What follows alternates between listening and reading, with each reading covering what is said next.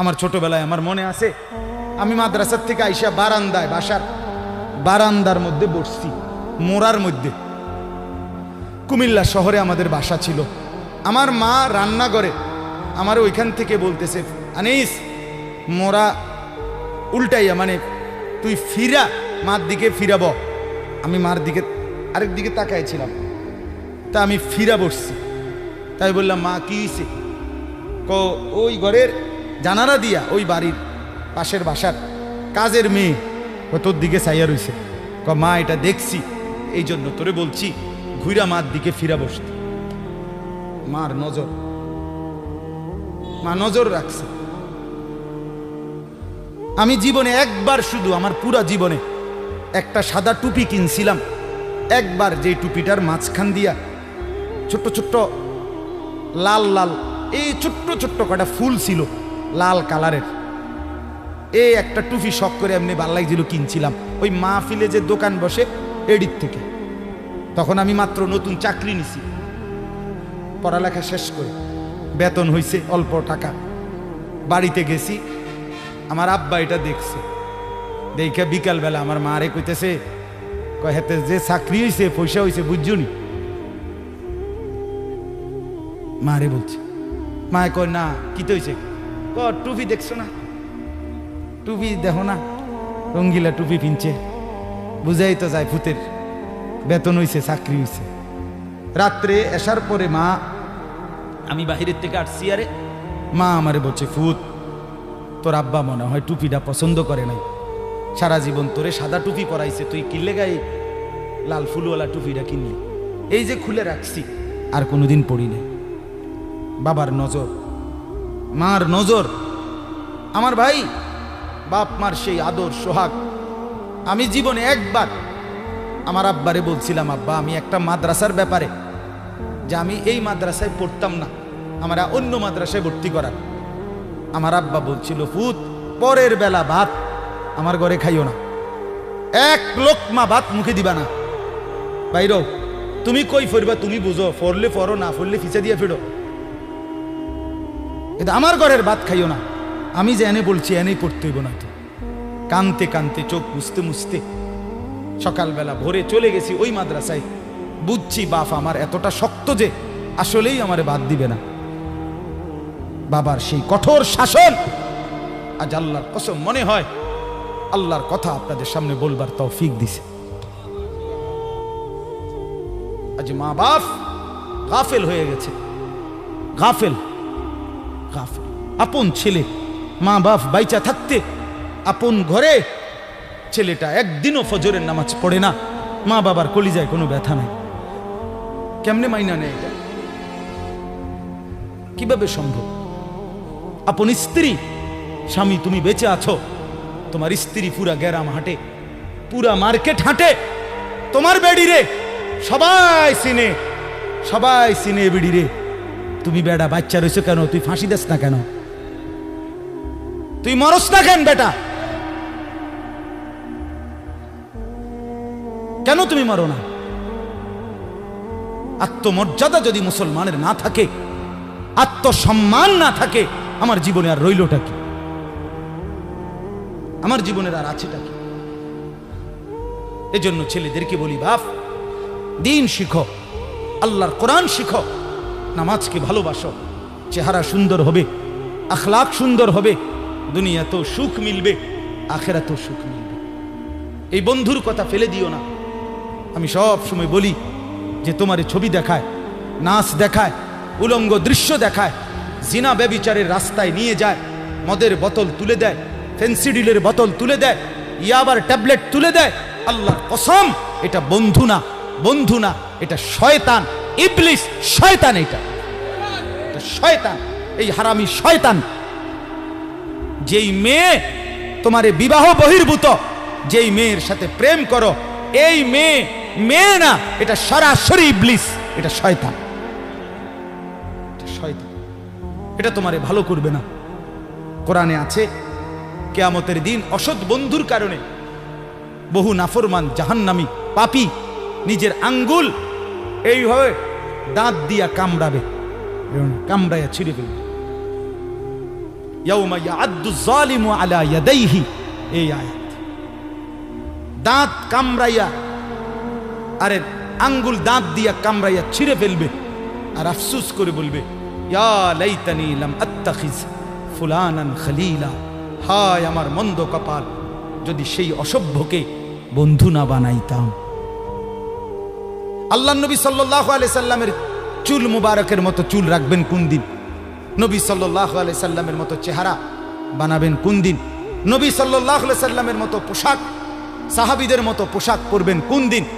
নবী সাল্লাল্লাহু আলাইহি সাল্লাম যেভাবে ঘুমাতেন সেই ঘুমাবেন কোন দিন? নবী সাল্লাল্লাহু আলাইহি ওয়াসাল্লাম যেভাবে স্ত্রী ছেলে মেয়ের সাথে সংসার করতেন সেটা করবেন কোন দিন? নবী সাল্লাল্লাহু আলাইহি সাল্লাম 5 ওয়াক্ত নামাজ পড়তেন, সেটা শুরু করবেন কোন দিন? নবী সাল্লাল্লাহু আলাইহি সাল্লামের স্ত্রী মেয়েরা শতভাগ পর্দা করতেন, সেটা আপনি শুরু করবেন কোন দিন? নবী সাল্লাল্লাহু আলাইহি সাল্লাম আজীবন হালাল খাইতেন, আপনি হালাল খাবেন কোন দিন? সুদ ছাড়বেন কোন দিন? ঘুষ ছাড়বেন কোন দিন? ওজনে কম দেওয়া ছাড়বেন কোন দিন? মিথ্যা বলা ছাড়বেন কোন দিন? নবী সাল্লাল্লাহু আলাইহি ওয়াসাল্লাম ভিন নারীর থেকে নিজেকে হেফাজত করতেন, আপনি নাচ দেখা, গান দেখা, সিনেমা দেখা, নর্তকী দেখা, নাটক দেখা, জিনা করা, ব্যভিচার করা, অসভ্যতা করা, এটা ছাড়বেন কোন দিন? বলেন আমারে। হ্যাঁ, নবীর ভালোবাসা এটা মামুর বাড়ি, হ্যাঁ, এটা আপনারা নানার বাড়ি আর মামুর বাড়ি। আপনি ডুল্লা ডুল্লা কইবেন আর নবীর এশক মোহব্বতে আপনি বাইসা যাইবেন। চেহারায়, সুরতে, আমলে, আখলাকে জিন্দিগির কোথাও রাসূলুল্লাহ সাহাবীদের তরিকা থাকবে না। আপনি নবী প্রেমিক হবেন, এত বড় মিথ্যা নিজের জন্য ফয়সালা করেন না, নিজের ব্যাপারে এত বড় ভুল করেন না বাপ, নিজের এত বড় ক্ষতি করেন না। অনুরোধ আমার ছেলেদেরকেও বলি, বাপ, এই যৌবন, এই বয়স আল্লাহ তাআলা ইবাদতের জন্য দিয়েছেন। কোরআনুল কারীমে আল্লাহ তাআলা বলেন, সুম্মা নুখরিজুকুম তিফলান, আমি মানুষের সন্তানকে প্রথম মায়ের পেট থেকে বাচ্চা আকারে বের করি। সুম্মা লিতাবলুগু আশুদ্দাকুম, অতঃপর তার দেহে আমি আল্লাহ শক্তি দিতে থাকি, দিতে দিতে যৌবনে শক্তি পরিপূর্ণ করে দেই।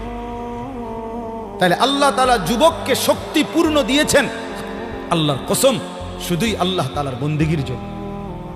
যুবক মানে যৌবনের এই শক্তি আল্লাহর দেওয়া, আল্লাহর দেওয়া।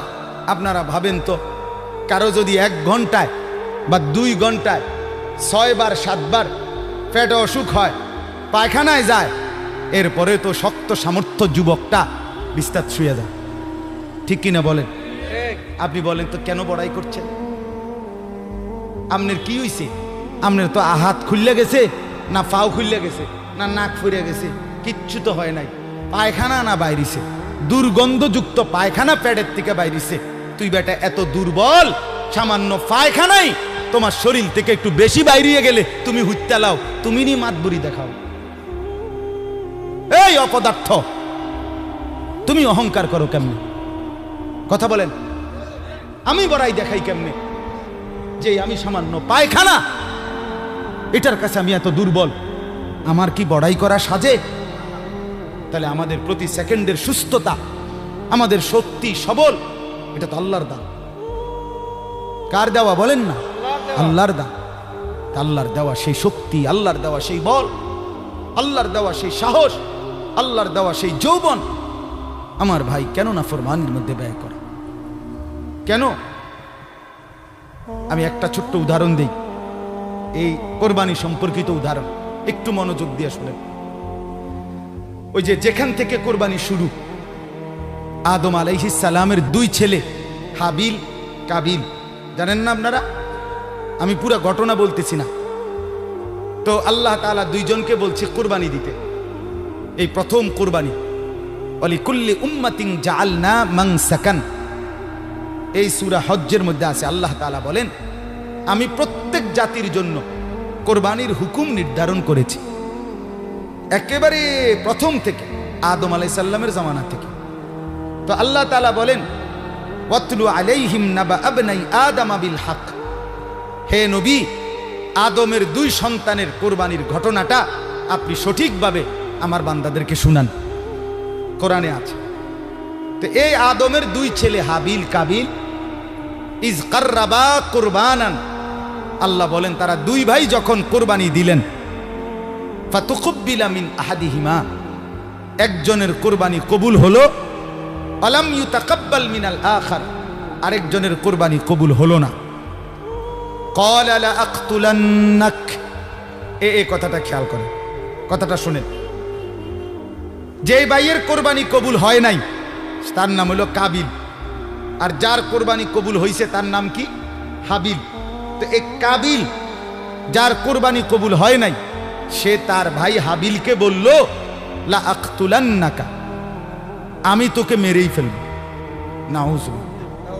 এই কথাটা একটু খেয়াল করেন। কাবিল বলল আমি তোকে মেরেই ফেলব, হাবিলকে বলছে আমি তোকে মেরালাম। মানে কি? মানে হইল আমি যেই নারীর প্রতি আসক্ত, নারীর লোভ, আমি তোকে মেরে ফেলবো প্রয়োজনে, এরপরও আমি যাকে চাচ্ছি আমি তাকেই বিয়ে করব। মূল কথা হইল এইটা, নারীর লোভ কাবিলকে এ কথা বলায় ফেলছে, আমি তোকে মেরে ফেলবো, বিয়ে আমি করবই, আমি এই নারীকেই বিয়ে করব। অথচ এই নারীকে বিয়ে না করতে নিষেধ করছে এক নম্বরে সরাসরি আল্লাহ, কারণ এটা আল্লাহর হুকুম। বিয়ের যেই পদ্ধতিটা আল্লাহ বলছে, কাবিল তার উল্টাটা করছে, চাচ্ছে, তাহলে এটা প্রথম কার হুকুম? দুই নাম্বার, আদম আলাইহিস সালাম উনি একজন নবী কিনা, তাহলে এটা নবীরও হুকুম। তিন নাম্বার, আদম আলাইহিস সালাম এই কাবিলের বাপ কিনা, এটা বাবারও হুকুম। চার নাম্বার, কোরবানি করো দোনোজনে, যারটা কবুল হবে তার সে বিয়ে করবে, এটা হলো আল্লাহর বিধান, মানে শরীয়ত। এটা কি? শরীয়ত। এই কাবিল এই নাফরমান নারীর লোভে সে বলল আমি আল্লাহর হুকুমও মানি না, আমি নবীর হুকুমও মানি না, আমি বাপের কথাও মানি না, আমি শরীয়তও মানি না, আমি এরই বিয়ে করি। খেয়াল করছেন? নারীর আসক্তি, নারীর লোভ, হারাম প্রেম, হারাম ভালোবাসা তারে কত জঘন্য পরিণতিতে নিয়ে গেছে। সে বলতেছে আমি আল্লাহর হুকুমও মানি না, আমি নবীর হুকুমও মানি না, আমি বাপের হুকুমও মানি না, আমি শরীয়তও মানি না, আমি এরই চাই। এই আজকের যুবক, আজকের নওজোয়ান ছেলে মেয়েদের হালাত এটা। আমি আল্লাহকে মানি না, আমি রসুল মানি না, আমি মা বাবার সম্মান ইজ্জত, বংশের মর্যাদা, গ্রামের ইজ্জত কিচ্ছু মানি না। আমার দরকার আমার মোবাইল, আমার অশ্লীল ছবি, অবৈধ প্রেম, হারাম ভালোবাসা, কোন মেয়ের সম্পর্ক, জিনা ব্যভিচারের সুযোগ, অশ্লীলতা, বেহায়াপনা, পার্ক, রেস্তোরাঁ, বিনোদন কেন্দ্র, হোটেল মোটেল, অথবা কোনো চিপা গল্লি, অথবা গোপন কোনো অসভ্য জায়গা। আমার দরকার নারী, আমি আল্লাহ মানি না, রসুল মানি না, মা বাপ মানি না, শরীয়ত মানি না, আমি চাই নারীর আসক্তি।